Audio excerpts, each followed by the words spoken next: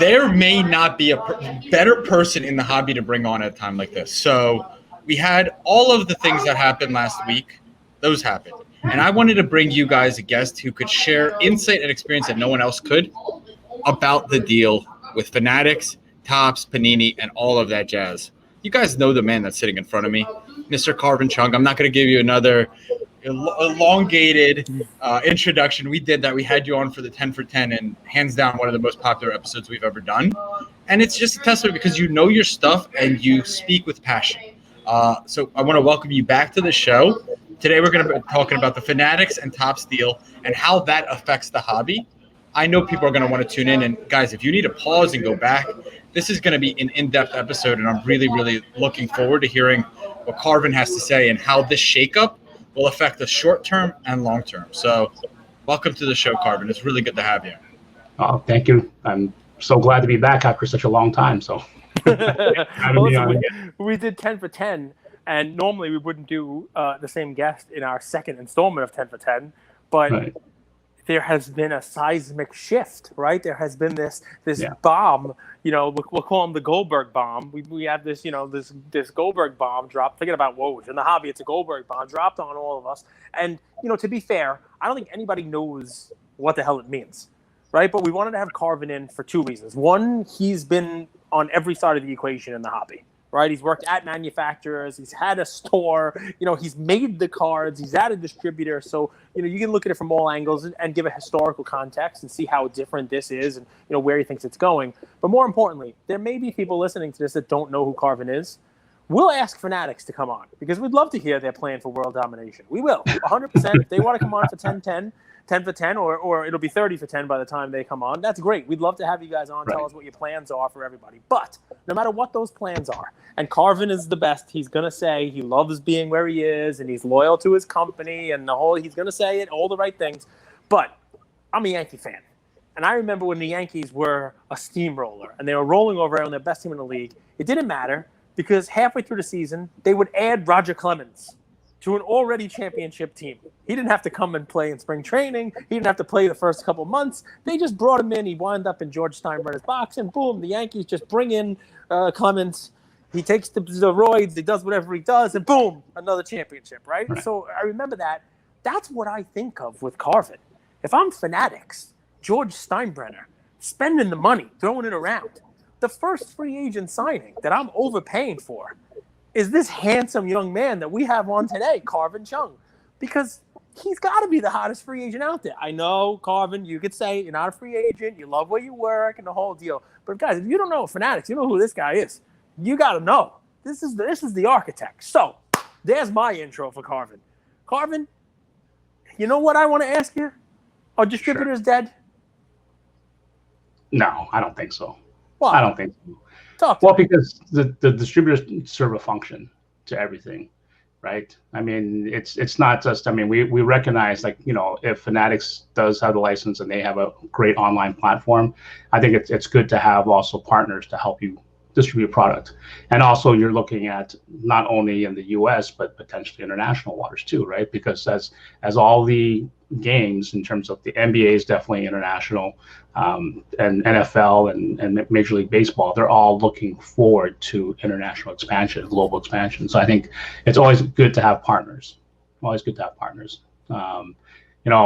great to think that you can be completely reliant on yourself, but having those partners is one aspect to say, hey, we can't do it all ourselves. Having those partners are perfect. And, why not have distributors to handle some of the distribution to retail shops or even online retailers. So definitely, I think it's not dead. All right. Well, I mean, listen, that's the key. That's when I tell people, hey, maybe we'll have Karvin back on to talk about this Fanatics thing. They're going to be distributors. Honestly, nobody knows the answer to anything that's going to happen, right? The only thing that's certain is this. Wrestling fans, they get the short end of the stick. Obviously, Fanatics doesn't care about you wrestling fans. I'm sorry, because they didn't want your license. But besides that, are we allowed to ponder this deal, Karvin? Can we now envision a situation where your baby, Exquisite, or some of these other brands, maybe Michael Jordan and LeBron autos, or are they gonna somehow fold back into the mothership? Can we see those in a product again, or is that just ridiculous wishful thinking? You know, we gonna I mean, it comes down to it. I mean, right now it's, you know, we just heard the news, right? The only news that we know for sure is MLB and MLBPA. There's rumors of potentially the NBPA and also NFLPA. So we don't even know that any of this is even fact, because MLB hasn't come out with it, Fanatics hasn't come out with it, and even Topps hasn't really talked about it. So everyone's been kind of mums on the word, right? So until it becomes true fact and we can ponder some of these scenarios, and you know, nothing is 100% no, and nothing is 100% yes. You know, I think when we dive into all these theoreticals, what could happen, it gets exciting.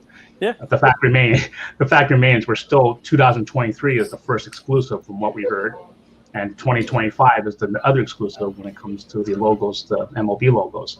So I think it's still a lot of time, and you know, I think even for Fanatics themselves, they're going to sit there and see all the scenarios, right? They're going to look at it and say, well, what do we want to play? How do we want to play it? It's going to be how they plan out in the next 2 years. So we don't know. I don't even think they know at this point. They just don't know, right?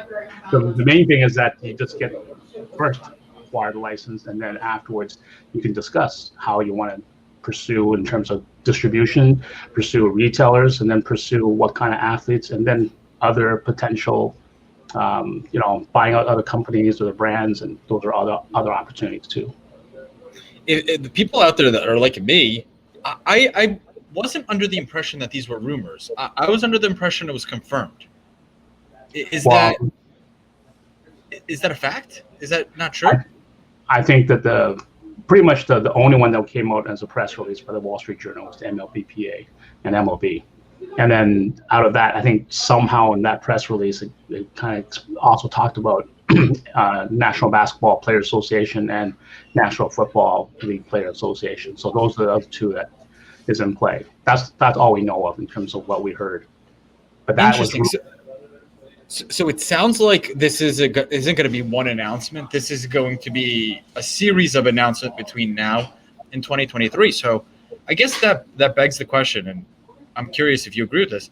Did they make this announcement in a timely manner, knowing that Topps was going to have their SPAC deal with Muds and going public, and they wanted to devalue the company? Why did they make this announcement now versus when they had all the facts, let's say in 2 months or a month from now? I really couldn't answer that. I'm not in the boardroom, so I can only, you know, wonder why it was announced now.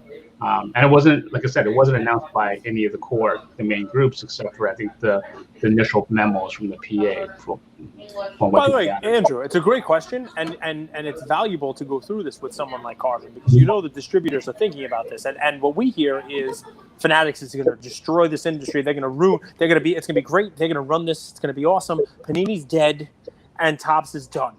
Topps is going to be making Bazooka. Panini's family is just dead. They're dead.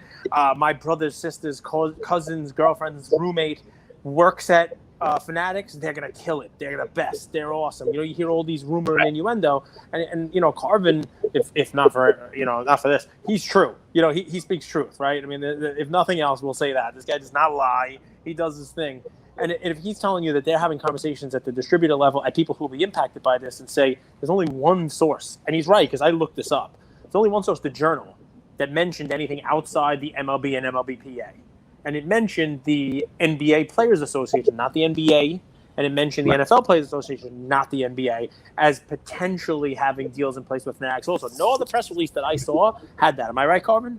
Yeah, that's what we saw. That's all we all saw. So I'm sure I read it over at least 5-6 times, and you know, you just got to read the fine details, and it's just supposedly there are negotiations or there's rumors that there's something in place too. So we just don't know.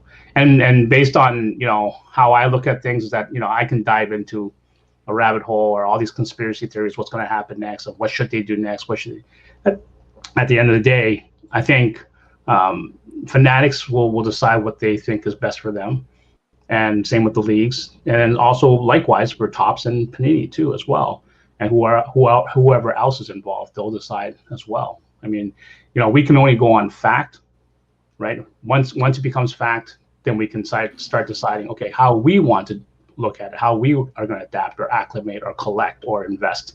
And I think that's important to know. Like, unfortunately, we're not the decision makers here.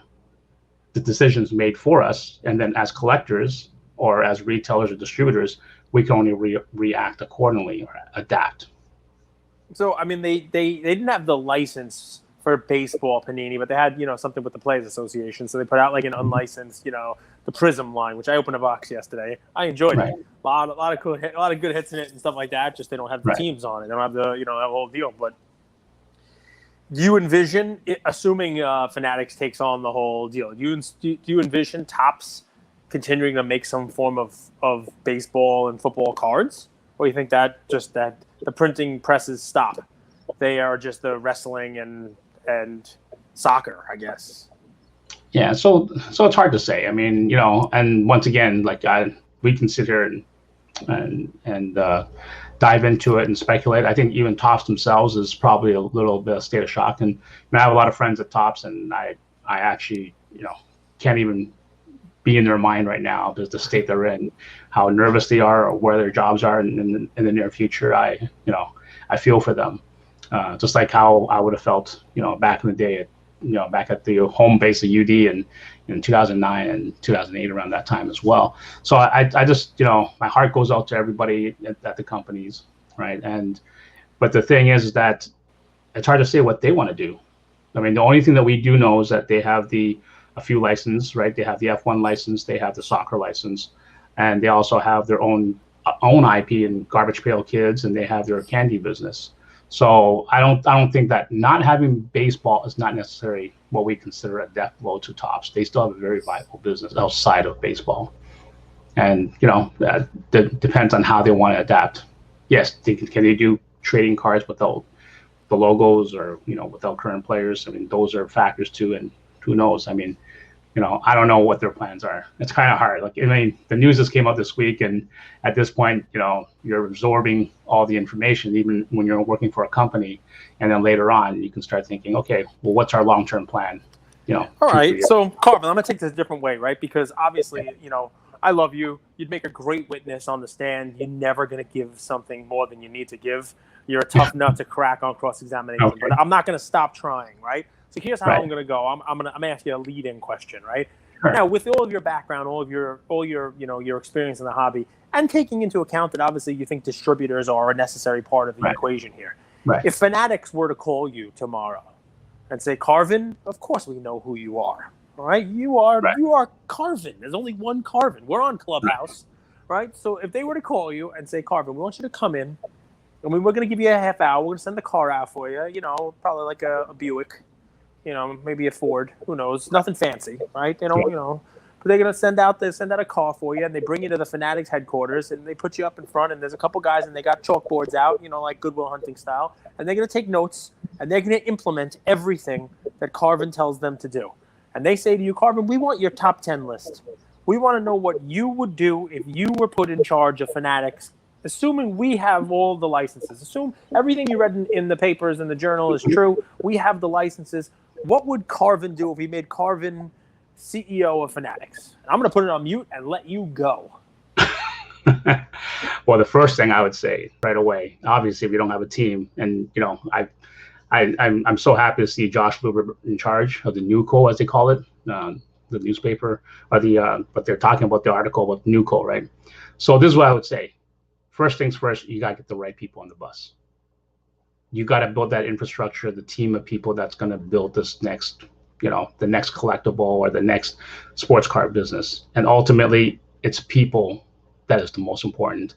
And I'm not saying, the OGs, the new people. I would say you'd want the best of the best. So if you want card designers, you want the best graphic designers, not necessarily guys that know sports cards, the best graphic designer, but they can take their art, the creative minds onto a 2.5 by 3.5, or should it be a tobacco card, or should it be an oversized card? That's what's most important, right? Also, you gotta have to find yourself, like in terms of like a co-packer, right? Co-packers and all that, those type of businesses. The subsidiary business is really important here. In essence, to scale up, you got to find, the training involved, the right people that can deal with the co-packers and understand production. Obviously, one of the most important people is going to be a VP of operations. Operations is seeing that here's a schedule and then a master scheduler. All that's really important then of course negotiating deals with your partners. So whether it's distributors, online retailers, brick and mortars, also some of the distributors that handle the big box retailers, that knowledge is important. So you need to hire salespeople that understand the hobby side and also understand the retail side. So the guys that represent like the Walmarts, the Targets, and I don't know if the plan is to, let's say, even deal with the Walmarts. If it isn't, then you got to find the right people that can deal with the online aspect and build the infrastructure for an IT team, right? So obviously, I believe that they're an $18 billion company. These guys are the cream of the crop in terms of intelligence and forward thinking. So obviously, I want to know that. I wouldn't say I want to know what your vision is, and let me help you accelerate that process to get to that vision. And in the meanwhile, you're on mute, Cage. You're on mute. Yeah, because I don't want to interrupt you. I don't want to interrupt you. But go ahead. In the meantime. Yeah, but in the meantime, you also gotta learn from other people, right? The education process, you want to speed that up and accelerate, and then from that, build relationships with all the people necessary in the sports card business, the manufacturing business, and that's the most important thing is just getting the right people. Like when I got hired by GTS. They didn't really, the owner of the company said, I don't know what kind of role I want you to handle. He goes, but he felt that main thing is that you have to get the right people on the bus. And I agree with that. Getting the right people on the bus, and then these people will guide you. Right? So we're going to move you over, Karvin. You've put your bus together. They let you put whoever you want on the bus. Okay. And we're up to blackboard number 2. The wheels on the bus go round and round, right? We're up to my daughter knows that song. We're up to the beep, beep, beep part now. When the windshield wipers, it's a hurricane. Windshield wipers going whoosh, whoosh, whoosh, right? We're up to that part, right? I'm going to make Karvin go whoosh, whoosh, whoosh. Whether you like it or Real not. quick before you do, Karvin, does your daughter collect? Just out of curiosity, because there's so many kids in the hobby. She's going to be 3 in November. So she's opened some packs already, and she looked at some cards. I bought her a couple of the Grail cards that I created. So, like the Cup Crosby, I bought her a Cup Crosby out of 99. The LeBron, I'm sure my wife would kill me if I bought a LeBron for over $1 million and not buy a house or pay off the house. So, yeah. So those are the factors. I mean, I got at least 1 Grail card out of the 2 for her. So that's for her to keep no matter what happens. Yeah. No problem. Now back to your regularly scheduled programming of Cage singing "The Wheels on the Bus Go Round and Round." Okay. You want to sing it with me? I'm okay. So we're up to the second one now. You got the bus. The bus is full. You're driving it. Fanatics says, well, you're going to drive the bus. You got your team in there. You got your creatives. And they go over to the next blackboard and they say, Karvin, we're gonna give you carte blanche.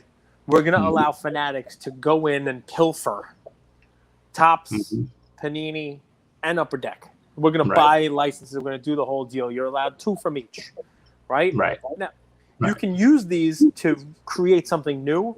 Or more importantly, my first question, what 2 iconic brands, lines, cards, insert, autographs, whatever it is, are you taking from each one and bringing it into the new Fanatics line? And you could do 2 for each sport if you want.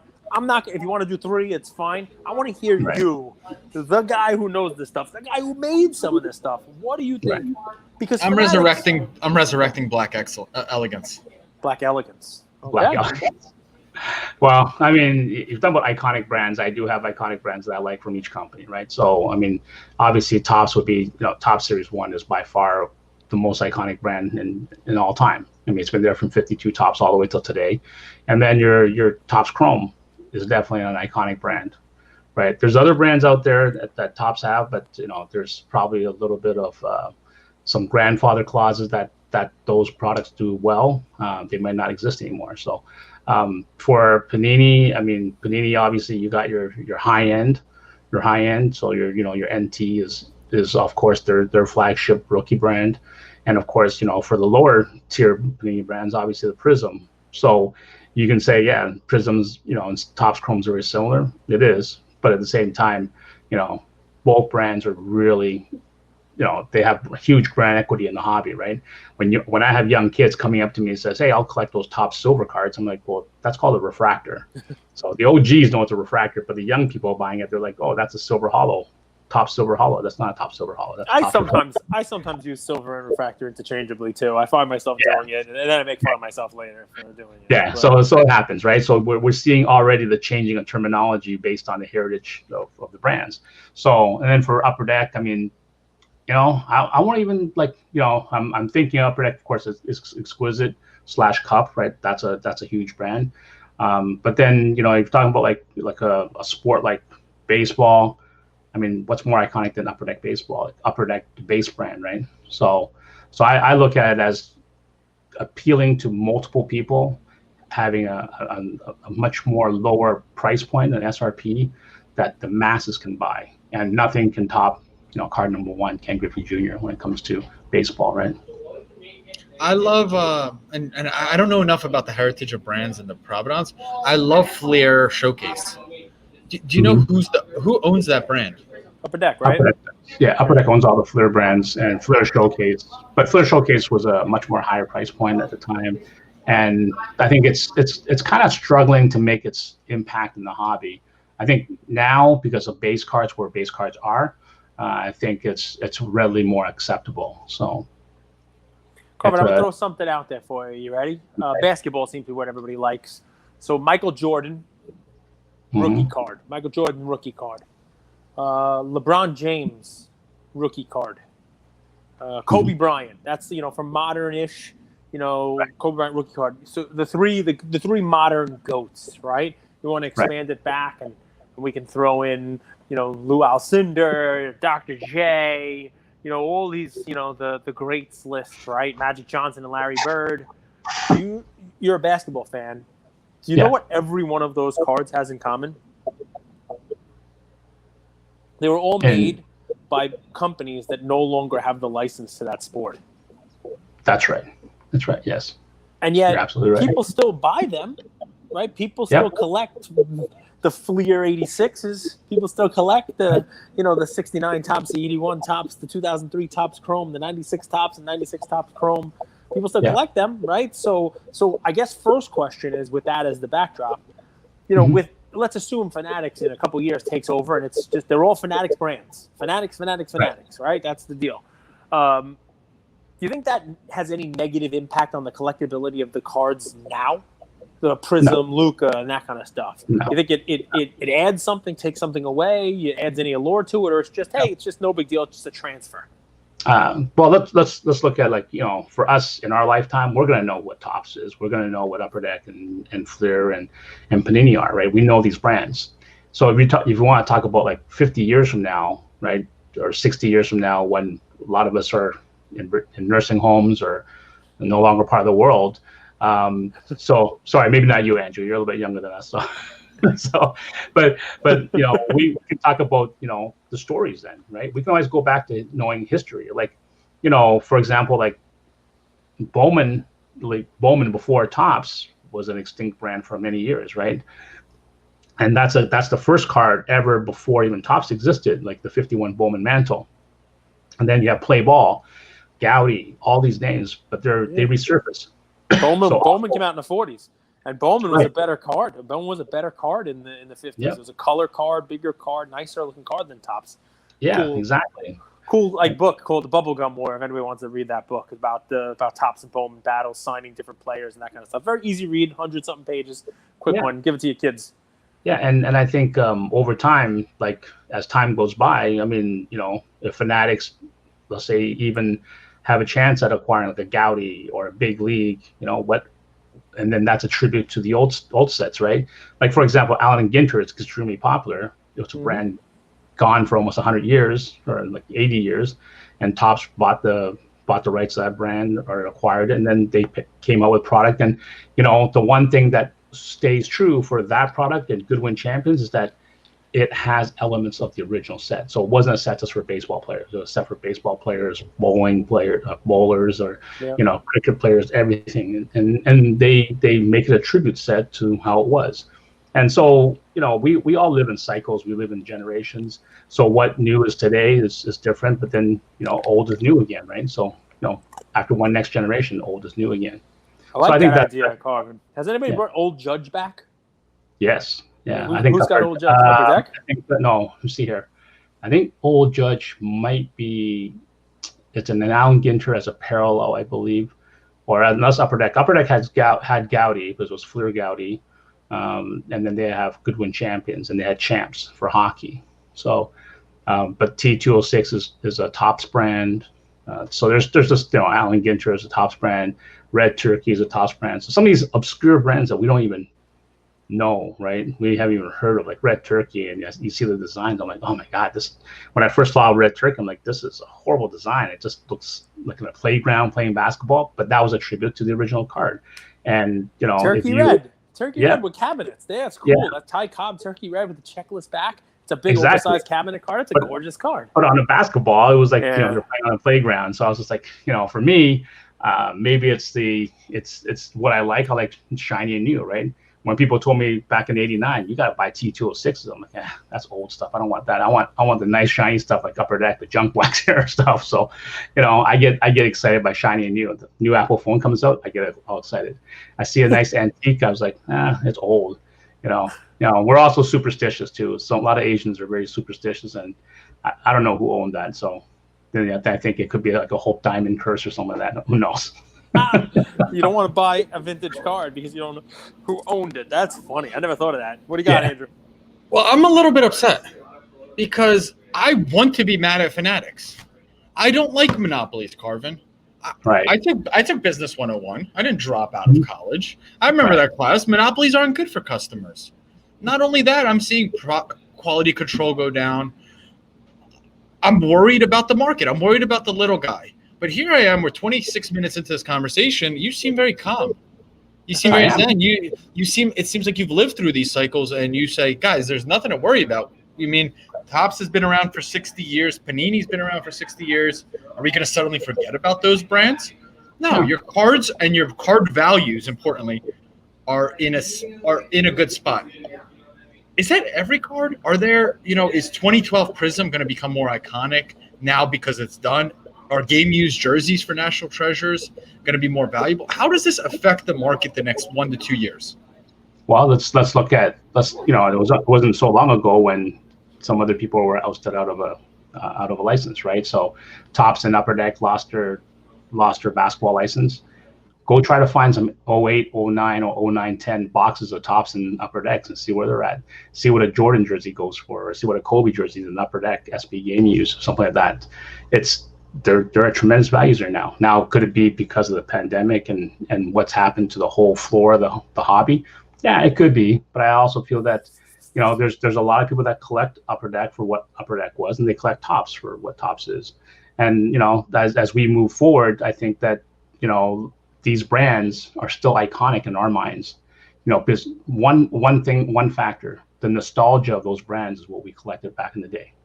So that appeals to us no matter what happens. And I feel that, 8081, you're not gonna be able to change that name on the 8081 basketball card with Magic, Bird, and Irving, right? So, and same thing with the 86 Flair. That's never gonna change. It's still gonna be a Flair card. So because of the iconic cards not being a current license, that almost gives that brand still a lot of credibility because of those cards. So let's talk about Monopoly. I mean, I can see the argument against monopolies, and I can see the argument for not monopolies, right? Or not monopolies, but exclusivity. I won't say monopoly. It's more exclusivity than anything else. And I think that, I had this discussion previously with even Dr. Jim Beckett, and he said when there was multiple licensees for the sport, did you know how messy the whole entire hobby was? Like, people didn't know what to collect. Everything was like, products were coming out on top of each other, like 6-7 products on the same day of the same sport. So now, having exclusivity, people can schedule things properly. You're not fighting over stuff. Everything. Whether it's like fighting exclusive contracts, like, for example, Upper Deck had Jordan, LeBron, and Kobe for many years, and the other Topps and Flair didn't have a shot at them. Right. So that exclusivity kind of hurts the competition in the sense too. Right. So if you have one company managing it all, the one company can say, hey, I'm going to build a 99-cent product or $1 per pack product. I'm going to build a $1,000 per pack product or a $20,000 per pack product. And you can control the calendar accordingly. Because the one thing about competition is that if you do something right the first time, there's going to be a lot of copycat, right? Copycat, brands too as well. So this way you can really schedule it, and you can kind of have a product that has a sense of reason behind it. So, and also on top of it, when you're marketing, when you're spending all this money marketing, like the marketing dollars, whether you're sponsoring events, you have TV advertising and all that, that at the end result is the ROI goes back to your company versus another company. So there's reasons for it, and I can speak on behalf on both sides. I understand everyone's, but the thing is that what as collectors, what we should do is always hold them accountable and challenge them. It says, hey, I want to see more creativity. I want to see more innovations. Show us what your innovation is. Can you come up with something new, or can we provide some constructive criticism? Because at the end of the day, we're judge and jury.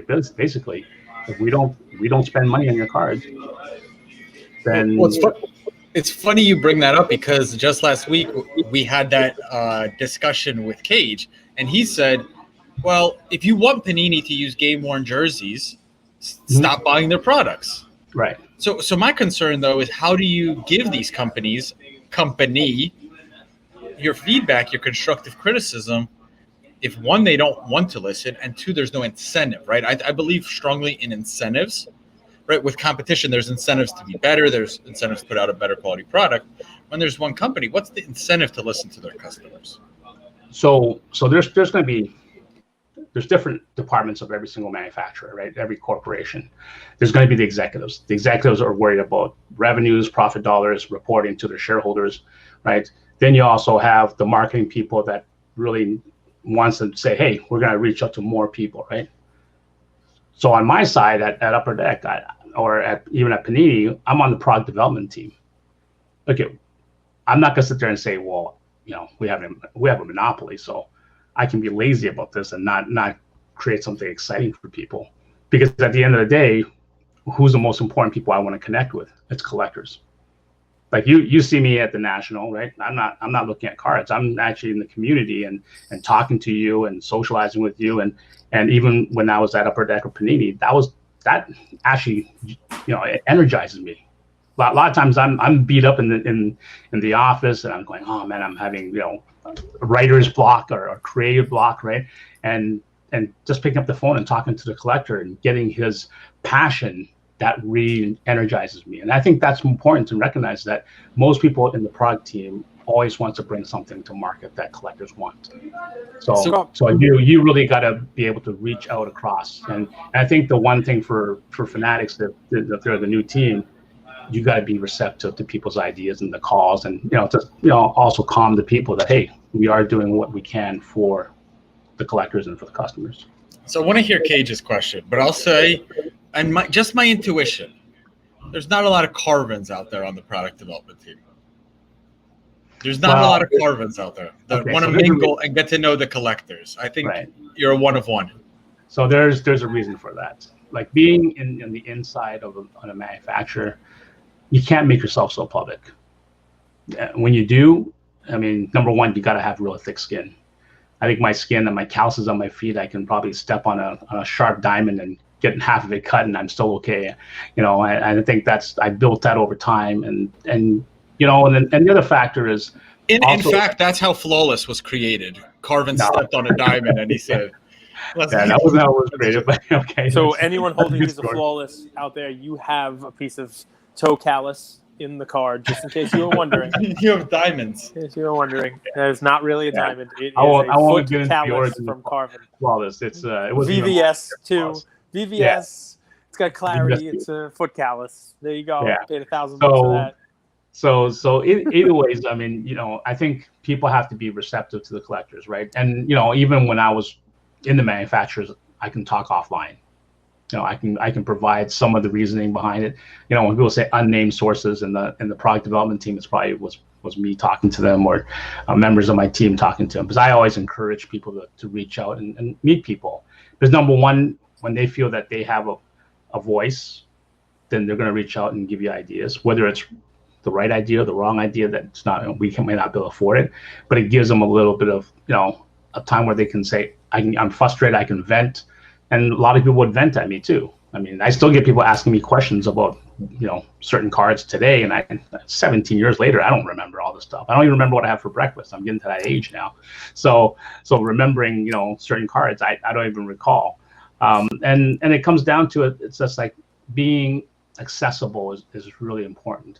But with the current situation is that, if you're too accessible, if you're chatting on the boards, you're going to social media like Instagram lives and getting pulled in, it's difficult because just one slip of the tongue becomes a huge issue because it could be a strategic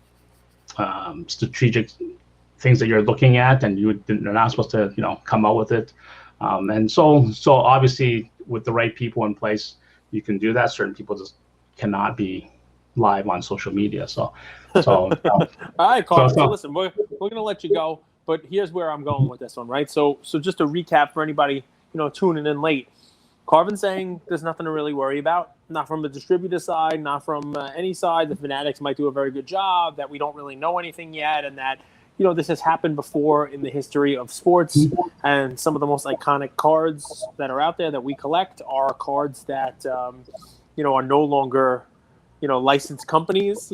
Topps and Fleer and those things, they don't hold licenses for the cards anymore. And he thinks the Panini stuff is going to be just fine. And that's great stuff. Here's the last question I'll let you run with. And obviously you don't have any inside information on this. You don't work for these companies. But have you ever seen the movie Trading Places? Yes. It's Billy Ray Valentine, right? So it's Eddie Murphy and Dan Aykroyd and Jamie Lee Curtis and they go and the Duke brothers, Randolph and Mortimer Duke are their names, okay? Right. And they have a bet about whether they can trade places of Billy Ray and Dan Aykroyd's character.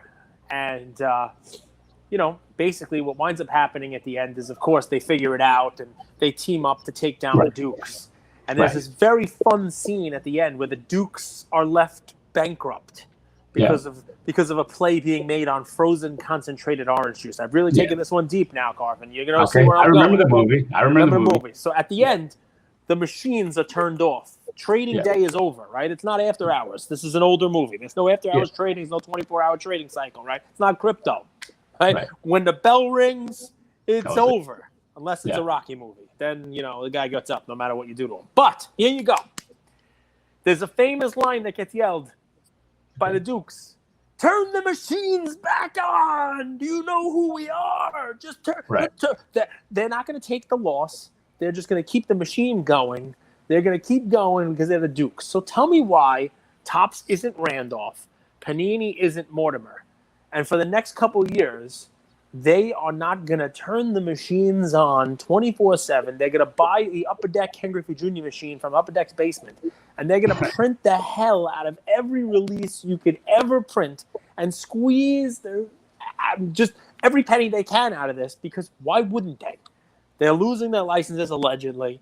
Why not just dump clearly crap Dunris, whatever it is, all day and all night on the consumer and just completely kill the whole thing? Tell me why. Please, turn the machines back on! So there is, when a transfer of license happens, there's going to be a time where you can only own that much inventory. So obviously you got to print according to what the market demands are. Otherwise, you're going to be buying warehouses to store it, and also the fact that you have to sell it, right? You only have a certain number of days upon the license being transferred to be able to. Not only is it just the product itself, but it also means all the jerseys, all the autographs, they all have to be used up within a given certain time. So, and also understand that if you're going to keep on printing, that means you have to keep on doing new deals for autographs. You guys buy more jerseys. So at the end of it, all this unused inventory, you got to find a home for it. So obviously, I don't think they're going to turn on the machines. They're going to do what is necessary to maximize their opportunities. But at the end of the day, when everything's said and done, they'll probably be a pretty clean handover. So, they're not going to keep on printing for years and years and years after the come. So, And also you have to look at it this way. We don't know how long Fanatics is in the business for with the leagues, and there's going to be the next negotiation, and you got to keep that relationship strong so that just in case the opportunity comes up, you're there, right? You're there, that the league's going to say, yeah, well, we'll welcome you back, right? So I guess I mean the next couple of years of cards, like Select this year has, I think it was the last time Andrew gave me a sell sheet on it, I think there were 183 different 1-of-1s in the Select releases. So I mean, this year maybe there'll be 212 1-of-1s because why not? Why not just print as much as you can? You know what I mean? And I ask this because the folks listening, yeah, sure, the cards in the past, the sets that they've collected will be fine, but I guess they would be concerned, at least I would show a little bit more concern, that Panini is no longer in control of their brand, right? Because it's the brand itself is fine, but they're going to lose the license allegedly, and it's going to go over. Right. Why not double the production run, and then make the cards this year worth less? I just think that no matter what, there's a market demand, and there could be something what we call an oversaturation of supply, and that definitely could damage their brand, moving forward, right? Once again, I'm not inside. I don't make these decisions, right? But I can see, I can argue everything pro and against, right? So, and I've already prepared myself in terms of even talking to them. All I know is that I look at everything on a positive outlook. I can't control what happens on licensing. I can't control which athletes want to sign, won't sign, which guys are redemptions or not. But I can control my collecting. I can control my collecting tendencies, and I also control the narrative that I present itself, right? Yep. Negativity doesn't bring in new people, right? And all we keep on saying is that we want more and more new people. So I think you got to present yourself in a positive light, and that will create new collectors. Like one example I always say was like with children, and when you open boxes of cards with my daughter, and I think Kenny Golden does this with Paul, and I think also other people do it with young children too, is that I give my daughter the packs of cards. If she creases them, she does anything to them, or she writes on them and all that, I don't care. If it's a $10 card, so what, right? It's $10. Because the reason being is that I don't want her opening a pack and then taking the card away from her and then putting it into a top load and say, okay, hold the top load. And the reason is that kids will have this fond memory when they're collecting that they were able to play with the cards. They're going to enjoy that time. If you keep on taking everything away and put it in the binder, you want to keep on taking it out, you're changing the narrative and changing their mindset is that cards isn't fun anymore. Well, Karvin, I like this, man. I like what you're saying because I don't know about you, but I believe the children are our future. I mean, if you teach them well, then let them lead the way. Let me give you an example of that. Show them all the beauty the packs possess. So we were at the show yesterday, Karvin, and Cage's son Ian has a tradition, just like you guys, very similar, where he decides at the end of opening a pack to eat the card, the worst card in the set. The worst card, the card he dislikes the most, that he starts chewing on it and spits it out. It's a tradition, and it's fun, and it's kind of hilarious. Eat the card, unless it's an Astro. If it's an Astro, he rips it in half. So let me just go to this whole thing. I mean, we watched that movie, 40-Year-Old Virgin, right? Yep. And remember Steve Carell had all the action figures and everything, all like inside encased and bagged and everything. That's so much more expensive than the $1 Million Man. The $6 million man. So it is. Steve Austin's boss. yeah. So Steve Carell did that, but then at the same time, it's like when you're growing up, then if you never enjoyed the toy, you never enjoyed your Xbox or your Nintendo 64, and it was kept wrapped. How much nostalgia, how much fun do you have to go back to your childhood? You give everything. You look at that thing, you're like, my parents prevented me from opening this, right? So I can't even enjoy the game itself. So why would I want to collect it now? Because the memories are actually not fond memories. So all we want is create fond memories of trading cards with our kids. And let them do whatever, man. That's all. Any parents that kept the PS1 closed, they're probably rich. I mean, that stuff's pretty expensive right now. They are, but the kids probably don't like it, so they're, the kid's probably miserable, though. But the kid grew up to be Steve Carell. There's trade-offs and everything. Last question. I can't believe you went 40-Year-Old Virgin. I like you more and more, Karvin. You pull from everywhere. I do. Every industry has rumors. Maybe the sports card industry is its own breed, because as soon as the Fanatics news was announced, I looked at the top of my Instagram and everybody went live almost instantaneously.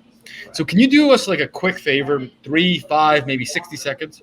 Separate truth, fact from fiction for us. What's actually factually happened? What's speculation, and what's just not true? Okay. Do you want to bring up the topics, or you want me to bring up the topics? I would like you to, because I don't want to put you in a bad spot. You know, maybe I don't want to talk about this topic or that topic. I mean, the only thing that we know for a fact right now is MLBPA license is up in 2023, and they will no longer be licensed, I assume, with Panini or anyone else that's licensed with them currently. And then 2025 is really MLB. The rumors of the MBPA and NFLPA, that's a rumor that they have a deal negotiated with Fanatics, and also the leagues themselves have equity in terms of the category now, or with Fanatics. And that's about all, I think, all we know. You know, everything else is speculatory. And I know that a lot of people are out there saying things like, oh, wouldn't this be great? Wouldn't that be great? Or this is inevitable. There's no truth to it till it comes out. And, you know, I choose to, you know, I can always, you know, when I was younger, people tell me about something called the Freemasons. Saying it's not gonna be 60 seconds, right? And they said Freemasons are the Illuminati. They control this, they control that, they control that. And then thus, I watched a movie called Conspiracy Theory with Mel Gibson and I think Julia Roberts. And his mind he was just so neurotic because of all these conspiracy theories about Freemasons, and he would not take the same path going back to his house. He would climb outside his window or take the elevator one time, take stairs, go up one level up and come down one step, but he would never take the same path. And he would never have credit cards, cell phones. Okay, we can live in conspiracy theories all day long. And I'm talking about life in general, but even in our hobby, right? And it'll consume time. It'll stress you out. Well, it's a hobby. He turned out to be right, though. And I think Shyway's log is Freemason. He's the Illuminati, I think, Shyway. Yeah. So this is what I but say. I mean, you know, you are going to get stressed out, and I want people to enjoy their hobby, not to be stressed about it. And when Karvin, it happens. You're going to take us home. You ready?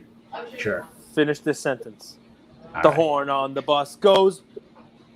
Honk, honk, honk. Beep, Yeah, beep, beep, beep, beep. There we go. Oh, my daughter's being so disappointed now. Don't show her. She's not a Lucas Tigers and Bronze subscriber. I've checked. now she's into the books now. You know, Polar Bear. She can recite all those books now. So she's there. We go. Brown Bear. Do it up. Brown Bear. Brown Bear. Polar Bear. Panda Bear. All that stuff. All right. I think I know the answer to this, but are you having fun in the hobby, Karvin? I always do. Every day, I cherish every day I'm alive. I have every day to be with my daughter. And the fact that, like, prior to the pandemic, I was traveling overseas because I do a lot of work overseas, meeting customers, and I didn't have a chance to really reconnect with the collectors. So realistically, you know, I would say 3 things happened in my life to get me back to my collector roots, right? The first thing was the 2019 National, where I met a lot of people that collected Exquisite who didn't know who I was, and certain people were introducing me to them. And when they found out that I created Exquisite or worked that timeline at Upper Deck, we really bonded. And they said, you know, I told them some stories like, you got to get these stories out. These stories are incredible, right? So, which to me, you know, wasn't as important to telling the story. Once you get me going, I'll never stop. I just love listening to myself talk, right? So, but the second thing is and then of course associating that with my daughter, you know, like I'm an old dad and I'm in my 50s. She's, you know, at the time 1 or 2 years old. I like to at least have some sort of social media or something where I can tell stories and she can read back, just in case I'm not there to tell her about it. Or everyone else, like you guys, can tell her the stories, because usually someone else telling the story is better than me telling the story. Karvin, here's the coolest thing about that. Because of Exquisite, you'll never die. Oh, thank you. I will die eventually on a physical. You'll always be there, man. You'll always be there. You'll always be around. It's a pretty cool legacy to have left. And then the last thing was going on Sports Card Live with Jeremy that one time, and realistically telling stories, and everyone's interested. And I just said, you know what?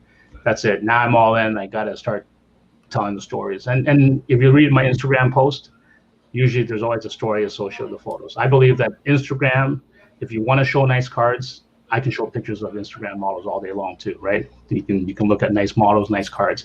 It's the stories behind the cards that truly tells us what we want to know.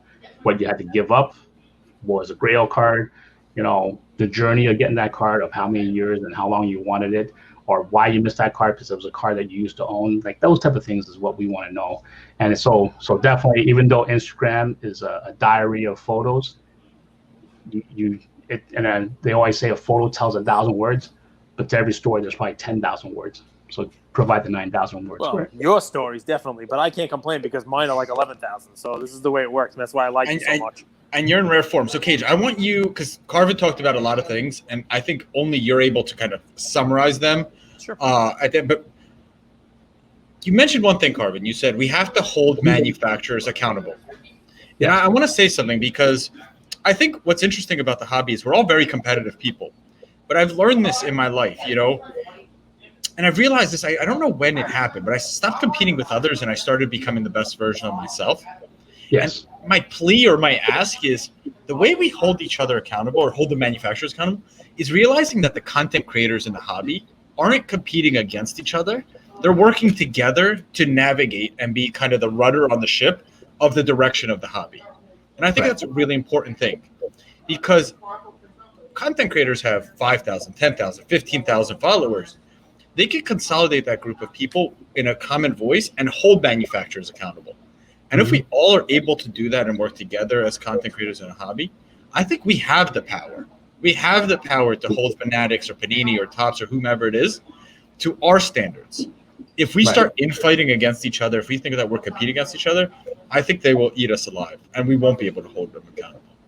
Well, there's also the aspect, and the one aspect of being in a manufacturer, and I think you get that with me, is that I can pull back the curtains and I can tell you the reasons why things can't be done. Right? I can tell you there's timelines. There's, having a great idea is one thing, and getting to the final goal of releasing a product is another thing. But it's the in-between process, the deadlines, the execution. Execution is key to how you get in there. And I can at least, when I talk to people and say they want, photo shoot versus game use, the assumption is that manufacturers use photo shoot instead of game use because they want to make more money. I go, at the end of the day, look at all I have as a directive. I told you, Shea Way Vlogs. He's an Illuminati. I say his word. I say his name. He appears. He appears. I want some Bleecker Street pizza. I saw the rating on David Portnoy's rating, the 1-bite pizza. That pizza. That's good, that's right? what we ordered. That's what we ordered. Yeah. He's been walking around eating slices of pizza like this, waiting to get camera time, and he couldn't hold it back. Listen, he's not really in the Illuminati. Tell him we're broadcasting to China so that he can ask the guy what he wants. He can speak directly to the Kaboom Cabal. He's the chairman of the Kaboom Cabal. Kaboom Cabal, Kaboom Cabal, that's him. He's the head of the Kaboom Cabal. Well, listen, so we'll summarize it up, and I'm not going to make you sing any more lines of the bus. No, it's okay. I have, you have me at what you want. If you want to extend this longer, you got it, man. No worries. Listen, we got to go. But I mean, listen. So I love having you on. It's straight skinny. It's honesty, and basically the couple of takeaways are: we don't know what's going to happen yet, right? There's a lot of news stories out there, and a lot of people have taken the news stories and run, and ultimately that may be the case. It may be Fanatics taking over everything. The players' associations and the leagues for all three of the major sports, with Panini and Topps not creating licensed products for any of those. None of that's been confirmed per se. I mean, baseball definitely, that was part of the release. But outside that journal article, football, basketball, the breadcrumbs are there. I think you can kind of, connect the dots on it. But, you never know what may or may not happen. Also, this is all years down the road. Karvin thinks that the legacy brands will all maintain value.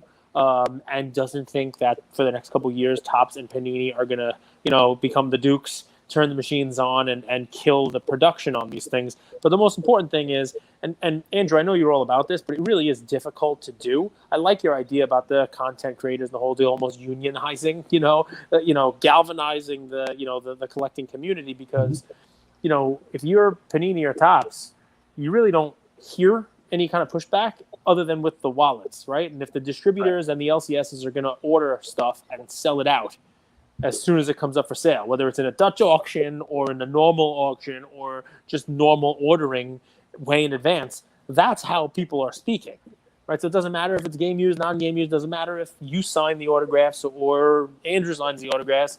if people buy it, you're telling the company you're doing fine. And so that, I think there will be a focus on that going forward.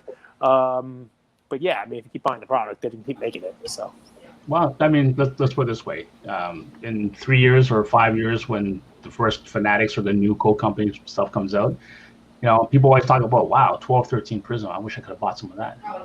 Well, there's an opportunity now. The new company will have its own first brands, and you are now on the opportunity to buy that new products, and as it later on builds legacy or equity, then you own some of these cards. Carvin, do you remember how much 2012 Prism basketball cost when it came out? Oh, I remember, and actually 12, 13 did well, but 13, 14 was. How much were the boxes of the first 2 years of Prism? Well, the first year of Prism, I believe SRP was $120 a box. Yeah, it's $17,000 in the store right now. How much do you think? A box of the first year Fanatics? Are you gonna be able to get them at $120? Probably. I would say you would be able to. Depends on which product it is. If you're looking at RPAs, no, but Fanatics Chronicles maybe. Prism wasn't a flagship product, though, Cage. Like, no one knew about Prism when it first came out. It wasn't an auto, it wasn't patched, so it didn't have any esteem. So I think what Karvin's saying, we don't know which Fanatics product is going to become the Prism or the Topps Chrome. Right. Yeah, I mean, Chronicles. Clearly Fanatics. That's gonna be my favorite.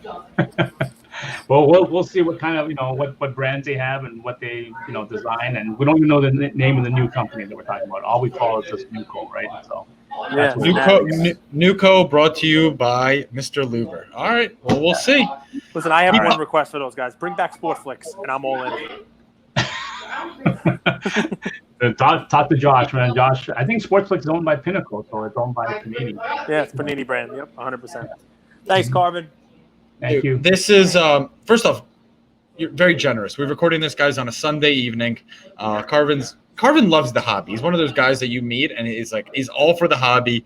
He has family time. He has his daughter. He's able to take time away, so I appreciate you taking this hour, guys. Who you've listened, let us know what you think. Did you like this episode? Did you not? What have you wanted us to ask Karvin more about? Because honestly, we do this for you guys. We have these conversations offline, and obviously we want to record them and bring them to you, so you're educated and you learn the same things that we're learning. Thank you, Karvin. Have an amazing weekend. Luca Nation will be back tomorrow.